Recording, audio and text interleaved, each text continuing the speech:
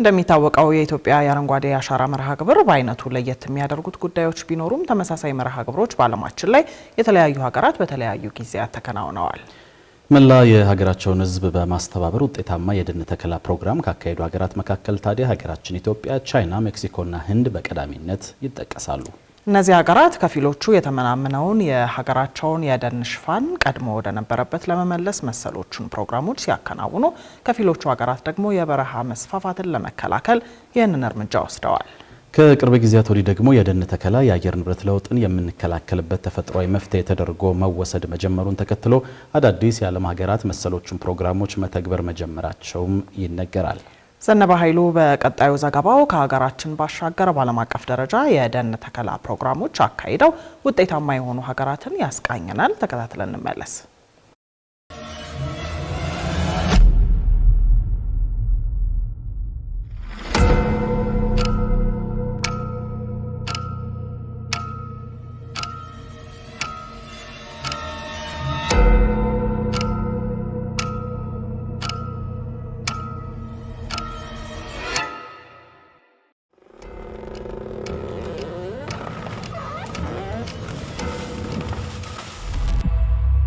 የሰው ልጆች ስልጣኔን ከመቅሰማቸው በፊትና የኢንዱስትሪ አብዮት ከመፈንዳቱ በፊት ምድራችን ከግማሽ በላይ የሚሆነው ገጽታዋ በደን የተሸፈነ ነበር።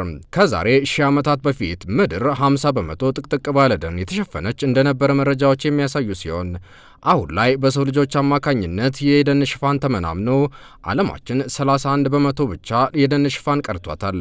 ከስልጣኔ ጋር በተያያዘ የከተሞች ግብርናና የእንጨት ምርቶች መስፋፋት ደግሞ ለምድራችን የደን መመናመን ዋና ምክንያቶች ተደርገው ይጠቀሳሉ። ባለፉት በሺህ የሚቆጠሩ ዓመታት ውስጥ ከ6 ቢሊዮን ሄክታር በላይ የምድራችንን ደን የመነጠረው የሰው ልጅ ከ1990ዎቹ በኋላ ደግሞ ደን የሚመነጠርበት ፍጥነትና ስፋት እየተባባሰ መሄዱ ይነገራል።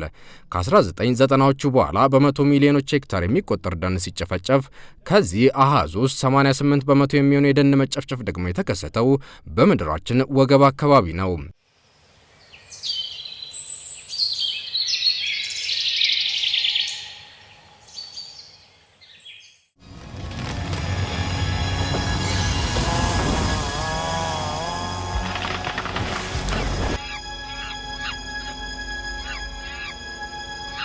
ታዲያ ይህ የሰው ልጆች ምድርን እንደ ልብስ ከሸፈናት ደን እያቆራረጠ መሄድ ተፈጥሮ ሚዛኗን እንድታጣ በማድረግ ዓለማችንን ለተለያዩ የአየር ንብረት ለውጥ ጉዳቶች እየዳረገ መጥቷል።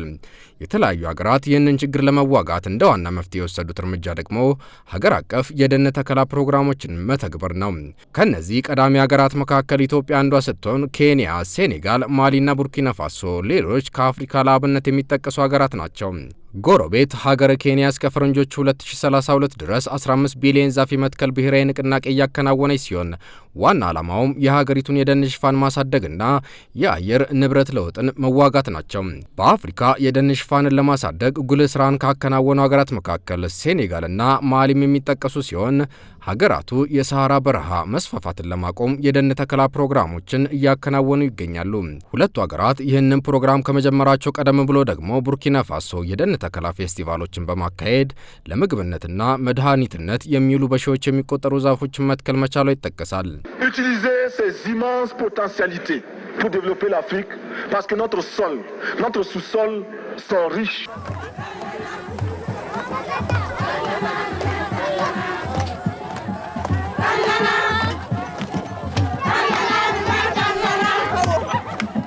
በተለይ የሀገሪቱ ፕሬዝዳንት የነበሩት ቶማስ ሳንካራ ይህንን አብዮት በማቀጣጠል ስማቸው ጎልቶ የሚጠቀስ ሲሆን መንግስታቸው ከፈረንጆቹ 1983 እስከ 1987 ድረስ ባሉት 5 ዓመታት ብቻ በሀገሪቱ ከ10 ሚሊዮን በላይ ዛፎች ተክሏል። ቶማስ ሳንካራ በተፈጸመባቸው የግድያ ወንጀል ሕይወታቸውን እስካጡበት ሰዓት ድረስ በቡርኪና ፋሶ እንደ ልደት፣ ጋብቻና ብሔራዊ በዓላት ሲከበሩ ደን መትከል በህዝባቸው ዘንድ ባህል እንዲሆን ማድረግ መቻላቸውም ይነገራል። ከአፍሪካ ወጣ ስንል ለአየር ንብረት ለውጥ ደን መትከልን እንደ ተፈጥሯዊ መፍትሄ በመውሰድ ስኬታማ ስራ ካከናወኑ የዓለማችን ሀገራት መካከል ቻይና በቀዳሚነት ትጠቀሳለች። የቻይናን ተሞክሮ ለየት የሚያደርገው የሀገሪቱ መንግስት ከሚያከናውናቸው የደን ተከላ ፕሮግራሞች በተጨማሪ በግለሰብና ማህበረሰብ ደረጃ የሚከናወኑ መሰል የደን ተከላ ፕሮግራሞች ትልቅ ለውጥ ማምጣታቸው ይነገራል። በተለይ ሀገሪቱ የጎቢ በረሃ መስፋፋትን ለመግታት ባደረገችው ለአስጨራሽ ዓመታት ጥረት አሁን ላይ ፍሬውን ማጨድ ችላለች። ቻይና በጎቢ በረሃ ላይ የዓለማችንን ግዙፉን የደን ልማት የጀመረችው በፈረንጆቹ 1978 ሲሆን አሁን ላይ ለ45 ዓመታት በሰራቻቸው ስራዎችም በረሃን ወደ ገነትነት መቀየር እንደሚቻል ለዓለም አሳይታለች። የጎቢ በረሃን መስፋፋት ከመግታት በተጨማሪ በረሃውን ማልማት የቻለችው ቤጂንግ 13 ግዛቶችን ባካተተው በዚህ ፕሮጀክት በ45 ዓመታት ውስጥ 60 ቢሊዮን ችግኞችን ለመትከል ችላለች። We started fighting desertification in autumn 2008. We mobilized 1,000 people to stabilize the sand. Plastic mesh to block the sand, which was quicker to put in place than blocks of straw and very economical. And the Battle of Minshin is a first victory.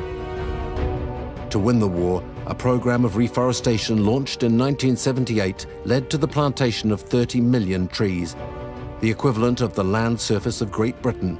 አሁን ላይ የአየር ንብረት ለውጥ የሚያመጣው አደጋ ከቀን ወደ ቀን እየተባባሰ በመምጣቱና የአየር ንብረት ለውጥ ፋይናንስንም ለማግኘት ከባድ እየሆነ መምጣቱን ተከትሎ ሀገራት ፊታቸውን ወደ መሰሉ መፍትሄ እያዞሩ ይገኛሉ። ደን መትከል የአየር ንብረት ለውጥን ለመከላከል ጥቅም ላይ የሚውል ተፈጥሯዊ መፍትሄ ሲሆን ሌሎች በርካታ ሀገራትም ይህንን መፍትሄ እየተገበሩ ይገኛሉ። በመሰል ፕሮግራሞች እንደ ቡርኪና ፋሶ ያሉ ሀገራት ደን መትከልን አሁን ላይ ባህላቸው አድርገው መቀጠላቸው የእነዚህን ፕሮግራሞች ውጤታማነትም ያሳያል ተብሏል።